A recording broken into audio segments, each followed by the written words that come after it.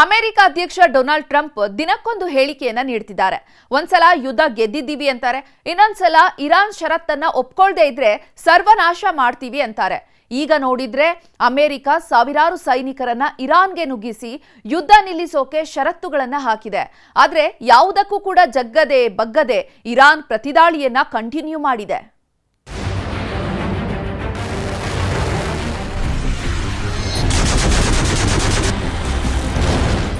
America ಅಂದ್ರೆ ಶಾಂತಿ, ಶಾಂತಿ ಅಂದ್ರೆ America ಹೀಗಂತ ಹೇಳ್ಕೊಂಡು ಓಡಾಡುತ್ತಿದ್ದ ಅಮೆರಿಕ ಅಧ್ಯಕ್ಷ ಡೊನಾಲ್ಡ್ ಟ್ರಂಪ್ ಯುದ್ಧ ಮಾಡಲ್ಲ ಅಂತಾನೆ ಯುದ್ಧ ಶುರು ಮಾಡಿಸಿದ್ರು. ಇರಾನ್ ಮೇಲೆ ಯುದ್ಧ ಶುರು ಮಾಡೋಕೆ ಇಸ್ರೇಲ್ಗೂ ಬೆಂಬಲವಾಗಿ ನಿಂತರು. ಈಗ ಯುದ್ಧ 32ನೇ ದಿನಕ್ಕೆ ಕಾಲಿಟ್ಟಿದೆ. ಜಗತ್ತಿನ 8 ಘೋರ ಯುದ್ಧಗಳನ್ನ ನಾನೇ ನಿಲ್ಲಿಸಿದ್ದೀನಿ ಅಂತಿದ್ದ ಟ್ರಂಪ್ ಇರಾನ್ ನೆಲದ ಮೇಲೆ ಘೋರಾತಿ ಘೋರ ಬಾಂಬ್ಗಳನ್ನ ಹಾಕಿಸ್ತಿದ್ದಾರೆ. 100, 200, 500, 1,000 ಕೆಜಿ ತೂಕದ ಕ್ಷಿಪಣಿಗಳನ್ನ ಇರಾನ್ ನೆಲದ ಮೇಲೆ ಹಾಕಿಸಿದ್ದಾರೆ. ಇಲ್ಲಿವರೆಗೂ 3,500ಕ್ಕೂ ಹೆಚ್ಚು ಇರಾನ್ ವಾಸಿಗಳು ಸತ್ತಿದ್ದಾರೆ. 92,000 ಕಟ್ಟಡಗಳು ನೆಲಸಮವಾಗಿವೆ. ಈಗ ಮತ್ತೊಂದು ಹೆಜ್ಜೆ ಮುಂದಿಟ್ಟಿದ್ದು ಇರಾನ್ ನೆಲಕ್ಕೆ ಅಮೆರಿಕದ 30,000 ಸೈನಿಕರನ್ನ ಕಳಿಸ್ತಿದ್ದು, ಮೊದಲ ಹಂತದಲ್ಲಿ 5,000 ಅಮೆರಿಕನ್ ಯೋಧರು ಇರಾನ್ಗೆ ಪ್ರವೇಶ ಮಾಡಿದ್ದು ಮಹಾದಾಳಿಗೆ ಸಜ್ಜಾಗಿದ್ದಾರೆ. ಅಮೆರಿಕ ಸೈನಿಕರು ಇರಾನ್ ನೆಲದ ಮೇಲೆ ಆಕಾಶದಿಂದ ಬಂದು ಲ್ಯಾಂಡ್ ಆಗ್ತಿದ್ದಾರೆ. ಯುದ್ಧ ವಿಮಾನಗಳಿಂದ ಅಮೆರಿಕ ಸೈನಿಕರು ಇರಾನ್ ನೆಲಕ್ಕೆ ಪ್ಯಾರಾಚೂಟ್ ಮೂಲಕ ಇಳಿಯೋ ವಿಡಿಯೋಗಳನ್ನ ಅಂತಾರಾಷ್ಟ್ರೀಯ ಮಾಧ್ಯಮಗಳು ಬಿತ್ತರಿಸಿವೆ. 82ನೇ ವಾಯುಗಾಮಿ ವಿಭಾಗದ 1ನೇ ಬ್ರಿಗೇಡ್ ಯುದ್ಧ ತಂಡ ಇರಾನ್ಗೆ ಎಂಟ್ರಿ ಕೊಟ್ಟಿದೆ. ಇನ್ನೊಂದು ಕಡೆ ಇರಾನ್ ಸಮುದ್ರ ಮಾರ್ಗದಲ್ಲೂ ಅಮೆರಿಕ ಸೇನಾಪಡೆಗಳು ಲಂಗರು ಹಾಕ್ತಿವೆ. ಶೀಘ್ರದಲ್ಲೇ ಇರಾನ್ ಅಮೆರಿಕದ ಹಿಡಿತದಲ್ಲಿ ಬಂಧಿಯಾಗಲಿದೆ ಅಂತ ಟ್ರಂಪ್ ಬೇರೆ ಹೇಳಿಕೆ ಕೊಟ್ಟಿದ್ದಾರೆ. ಅಮೆರಿಕಾಗೆ ಬೇಗ ಬನ್ನಿ ಎಂದ ಇರಾನ್ ಸೇನೆ. ಅಮೆರಿಕ ಸೇನಾಪಡೆ ಹೀಗೆ ಎಂಟ್ರಿ ಕೊಡ್ತಿರೋವಾಗಲೇ ಇರಾನ್ ಆರ್ಮಿ ಅಮೆರಿಕನ್ ಸೈನಿಕರಿಗೆ ಭರ್ಜರಿ ಸ್ವಾಗತ ಕೋರಿದೆ. ಬೇಗ ಬನ್ನಿ, ರೆಡಿಯಾಗಿದ್ದೀವಿ ಅಂತ ಇರಾನ್ ಸೇನೆ ವಿಡಿಯೋ ಪೋಸ್ಟ್ ಮಾಡಿದೆ. ಇರಾನ್ ಸೇನೆ ದೈತ್ಯ ಕಮಾಂಡೋಗಳ ದೃಶ್ಯಗಳನ್ನ ಬಿಡುಗಡೆ ಮಾಡಿರುವ ಇರಾನ್ ಅಮೆರಿಕದ ಸೈನಿಕರನ್ನ ಎದುರಿಸಲು ಮತ್ತು ಸೋಲಿಸಲು ಸಿದ್ಧವಾಗಿದ್ದೀವಿ, ಹತ್ತಿರ ಬನ್ನಿ ಅಂತ ಸವಾಲು ಹಾಕಿದೆ. ಯುದ್ಧ ಉಲ್ಬಣಗೊಳ್ಳುತ್ತಿರುವ ಮಧ್ಯೆ 82ನೇ ವಾಯುಗಾಮಿ ವಿಭಾಗದ ಸಾವಿರಾರು ಸೈನಿಕರು ಎಂಟ್ರಿ ಆಗ್ತಿರೋವಾಗಲೇ ನಾವಾ ನೋಡೇ ಬಿಡೋಣ, ಹತ್ತಿರ ಬನ್ನಿ ಅಂತ ಇರಾನ್ ಮುಖಾಮುಖಿ ಯುದ್ಧಕ್ಕೆ ಮತ್ತೆ ಪಂಥಾಹ್ವಾನ ಕಳಿಸಿದೆ.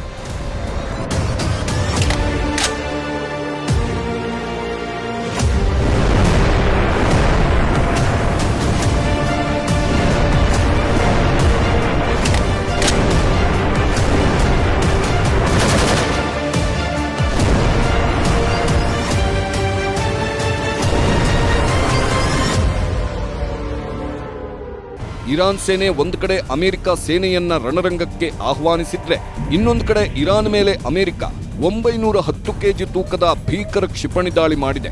ಅಮೆರಿಕ ಇಸ್ರೇಲ್ ಜಂಟಿಯಾಗಿ ಇರಾನ್ನ ಇಸ್ಫಹಾನ್ ನಗರಕ್ಕೆ ಈ ಸಾವಿನ ಕ್ಷಿಪಣಿ ಹಾಕಿದೆ. ಅಚ್ಚರಿ ಅಂದ್ರೆ ಈ ಮರಣ ಮೃದಂಗದ ವಿಡಿಯೋವನ್ನ ಅಮೆರಿಕ ಅಧ್ಯಕ್ಷ ಟ್ರಂಪ್ ತಮ್ಮ ಸಾಮಾಜಿಕ ಜಾಲತಾಣಗಳಲ್ಲಿ ಫಸ್ಟ್ ಟೈಮ್ ಶೇರ್ ಮಾಡಿ, ನಾವು ಸ್ಪಷ್ಟವಾಗಿ ದೊಡ್ಡದನ್ನೇ ಹೊಡೆದಿದ್ದೇವೆ ಅಂತ ಬರ್ಕೊಂಡಿದ್ದಾರೆ. ಅಮೆರಿಕ ಇಸ್ರೇಲ್ ದಾಳಿ ಬೆನ್ನಲ್ಲೇ ಇರಾನ್ನಲ್ಲಿ ರಕ್ಷಣಾ ಕಾರ್ಯಗಳು ಚುರುಕುಗೊಂಡಿವೆ. ಜಮ್ಜಾನ್ ನಗರದ ಮೇಲೆ ಅಮೆರಿಕ ಇಸ್ರೇಲ್ ವೈಮಾನಿಕ ದಾಳಿಯ ನಂತರ ಇರಾನ್ನ ರೆಡ್ ಕ್ರೆಸೆಂಟ್ ತಂಡಗಳು ಬದುಕುಳಿದವರಿಗಾಗಿ ಹುಡುಕಾಟ ನಡೆಸುತ್ತಿದೆ. ಶ್ವಾನದಳದ ನೆರವು ಪಡೆದು ಕಟ್ಟಡಗಳ ಅವಶೇಷಗಳ ಕೆಳಗೆ ಶೋಧ ನಡೆಸುತ್ತಿದ್ದು ಇಬ್ಬರನ್ನ ರಕ್ಷಣೆ ಮಾಡಿದ್ದಾರೆ.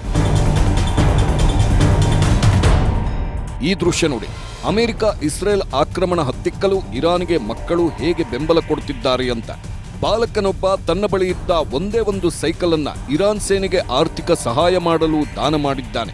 ನಾವು ಇರಾನ್ ಇಸ್ಲಾಮಿಕ್ ಗಣರಾಜ್ಯಕ್ಕಾಗಿ ನಮ್ಮ ಪ್ರಾಣವನ್ನು ತ್ಯಾಗ ಮಾಡಲು ಸಿದ್ಧ ಅಂತ ಕಣ್ಣೀರಿಟ್ಟಿದ್ದಾನೆ.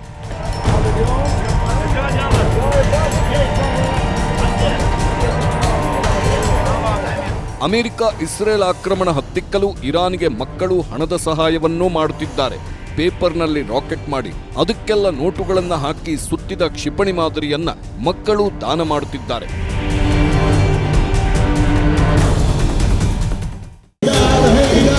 ಇರಾನ್ನ ಕರಾಜಿನಲ್ಲಿ ಸರ್ಕಾರ ಮತ್ತು ಸಶಸ್ತ್ರ ಪಡೆಗಳಿಗೆ ಸಾವಿರಾರು ಇರಾನಿಯನ್ನರು ಮೆರವಣಿಗೆ ಮೂಲಕ ಬೆಂಬಲ ವ್ಯಕ್ತಪಡಿಸಿರುವುದನ್ನು ಇರಾನ್ ಸರ್ಕಾರ ಹಂಚಿಕೊಂಡಿದೆ.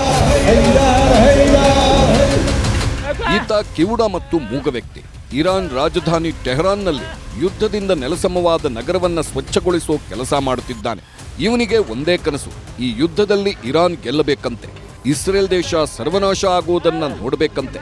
ಹೀಗಂತ ಮಾಧ್ಯಮಗಳ ಮುಂದೆ ಅಳಲು ತೋಡಿಕೊಂಡ. ಹೇಳ್ತಾ ಹೋದ್ರೆ ಅಮೆರಿಕಾದ ಒಂದೊಂದು ದಾಳಿಗೂ ಇರಾನ್ ಕೊಡ್ತಿರೋ ಪ್ರತ್ಯುತ್ತರಗಳಿಗೆ ಅಮೆರಿಕ ಅಧ್ಯಕ್ಷರಿಗೂ ಟೆನ್ಷನ್ ಶುರುವಾಗಿದೆ. ಯುದ್ಧ ನಿಲ್ಲಿಸಲು ರೆಡಿ ಎಂದ ಡೊನಾಲ್ಡ್ ಟ್ರಂಪ್, ಯುದ್ಧ ನಿಲ್ಲಿಸಬಾರದು ಅಂತಿದ್ದಾರೆ ನೆತನ್ಯಾಹು. ಇರಾನ್ ಮೇಲೆ ಯುದ್ಧ ಶುರು ಮಾಡಿದ 10 ದಿನದಲ್ಲೇ ಗೆದ್ದಾಯ್ತು ಅಂತ ಟ್ರಂಪ್ ಹೇಳಿಕೊಳ್ತಿದ್ರು. ಇರಾನ್ ಕೊಡ್ತಿರೋ ಮರ್ಮಾಘಾತಕ್ಕೆ ಟ್ರಂಪ್ ತಲೆಕೆಡಿಸಿಕೊಂಡಿದ್ದಾರೆ. ಆಗ್ತಿರೋ ಸಾವು ನೋವು ನಷ್ಟಗಳು, ಟ್ರಂಪ್ ಯುದ್ಧೋನ್ಮಾದದ ವಿರುದ್ಧ ಅಮೆರಿಕಾದಲ್ಲಿ ಆಗ್ತಿರೋ ಮಹಾಪ್ರತಿಭಟನೆಗಳು ಟ್ರಂಪ್ ಅವರ ನಿದ್ದೆಗೆಡಿಸಿವೆ. ಹಾಗಾಗಿನೇ ಯುದ್ಧ ಕೊನೆಗಾಣಿಸೋಕೆ ಟ್ರಂಪ್ ನಿರ್ಧರಿಸಿದ್ದಾರಂತೆ. ಇದಕ್ಕೆ ಕಾರಣಗಳೂ ಇವೆ. 32 ದಿನವಾದರೂ ಮೇಲುಗೈ ಸಾಧಿಸುವ ಬಗ್ಗೆ ಅಂದಾಜಿಲ್ಲ. ಇನ್ನೂ 4-6 ವಾರ ಕಳೆದರೂ ಯುದ್ಧ ನಿಲ್ಲೋ ಸಾಧ್ಯತೆ ಕಡಿಮೆ ಇದೆ. ತಮಗಾಗಿರೋ ನಷ್ಟ ಭರಿಸುವಂತೆ ಗಲ್ಫ್ ರಾಷ್ಟ್ರಗಳು ಒತ್ತಡ ಹಾಕ್ತಿವೆ. ಇನ್ನೊಂದು ಕಡೆ ಟ್ರಂಪ್ ಷರತ್ತುಗಳನ್ನೇ ಸೈಡಿಗಿಟ್ಟು ಇರಾನ್ ಅಮೆರಿಕಾದವರಿಗೆ ಮರು ಷರತ್ತುಗಳನ್ನು ವಿಧಿಸಿದೆ. ಹಾರ್ಮುಜ್ ಜಲಸಂಧಿ ಬಂದ್ನಿಂದ ಇಡೀ ವಿಶ್ವಕ್ಕೆ ಸಮಸ್ಯೆ ಎದುರಾಗಿದೆ.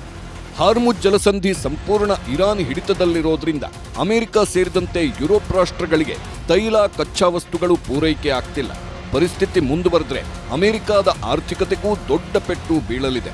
ಜಾಗತಿಕ ಮಟ್ಟದಲ್ಲಿ ದೊಡ್ಡಣ್ಣ ಅನ್ನೋ ಪ್ರತಿಷ್ಠೆಗೆ ಪೆಟ್ಟು ಬೀಳುವ ಭಯ ಅಮೆರಿಕದಲ್ಲೇ ಶುರುವಾಗಿದೆ. ಹೀಗಾಗಿ ಟ್ರಂಪ್ ಯುದ್ಧಕ್ಕೆ ಪೂರ್ಣ ವಿರಾಮ ಆಡೋ ಬಗ್ಗೆ ಆಪ್ತ ಅಧಿಕಾರಿಗಳ ಜೊತೆ ಚರ್ಚೆ ಮಾಡಿದ್ದಾರಂತೆ.